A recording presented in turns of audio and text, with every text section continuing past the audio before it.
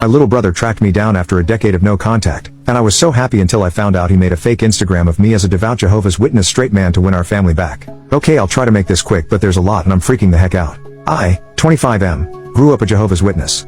If you don't know, Jehovah's Witness are extremely conservative to an insane degree. I wasn't allowed to read Harry Potter, if that makes sense. And my parents were not the lax or exceptions for my children type.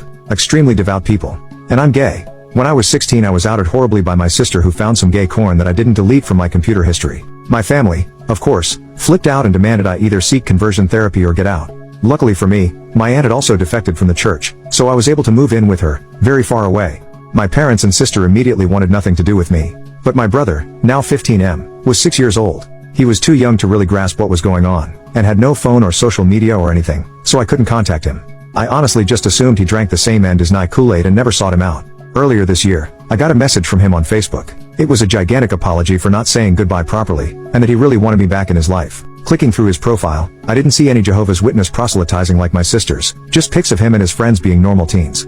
I was beyond happy. I messaged him back, we FaceTimed, cried, he caught me up a little in his life and I caught him up a little in mine. And from there we started texting regularly. I am very, very happy about all this. But he was still living under my parents' roof, and was still heavy in Jehovah's Witness culture. I was nervous about this. He always reaffirmed that he only called and texted when he wasn't in the house, or around other Jehovah's Witness, and reaffirmed that he thought the church was awful. Last week something weird happened. I got an email from my mother. It was a picture from a recent Dells trip she had taken with my family and another JW family. Years of no contact, then this. What the heck? I spent days talking this out with my friends before it occurred to me that my brother might have something to do with this. I brought up the email to my brother when I called him yesterday, barely hinting at my suspicions at all, and he unloaded. He had been lying to my parents. He said that I contacted him apologizing and was desperate to get back in contact with the witnesses again, but was too ashamed. But the kicker is he made a fake Instagram to show them. He plucked all the G-rated pictures from my various social medias and filled it in with captions about how devout I am, how happy I am to have refound God's light, etc. He had taken pictures of me and my best friend, Julie, and added captions like the love of my life, my bride-to-be, etc. Like holy crap. He seemed already remorseful of this ploy, but that he was in too deep to stop now. He didn't say as much, but the obvious implication here is that he thought he could get my family back together. But this isn't a freaking sitcom or the birdcage. He's catfishing his very emotionally unstable and religious zealot parents into thinking their gay outcast son was reconverting. I have no intentions of being in their life ever again, but I'd like to remain in my brother's life, and I don't want this incident to scare him off or sever the small bits of contact we have now. So what do? I will not be contacting my parents, nor will I pretend to be straight. Obviously I need to tell him to close the account and stop talking about me to them, but what else if anything? Top comment. Maybe he wants grounds to escape to you. Look bros, all fixed. I can go visit him during summer without being banished. I don't think it was a ploy to drag you back in because he wasn't trying to convert you, he was trying to deceive them. If this could help him have a sane and safe outlet, that'd be great. He may also really miss you and just wish you could be unbanished. But you obviously should not have to put on an act to go home. Entirely, screw that. But the poor kid is trapped and odd coping mechanisms are to be expected, really.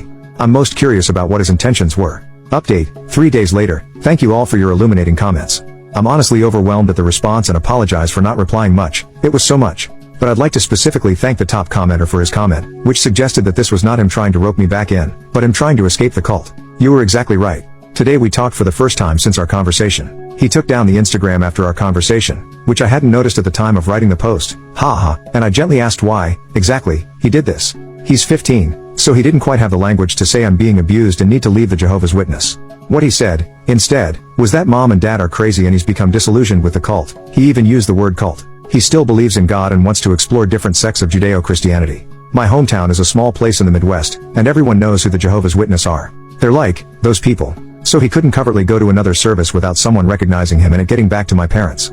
His motive was pretty much what the top commenter said. He said he wants to visit, hang out, and explore the religions around Chicago, but the only way my parents would allow him to leave town is if they knew exactly where he was, who he was with the whole time, etc. So in his head, propping me up as converted was the only way to make it happen. I told him I was completely uncomfortable with that, and that my relationship with my parents is over. He apologized, and pretty much already knew the logistical problems.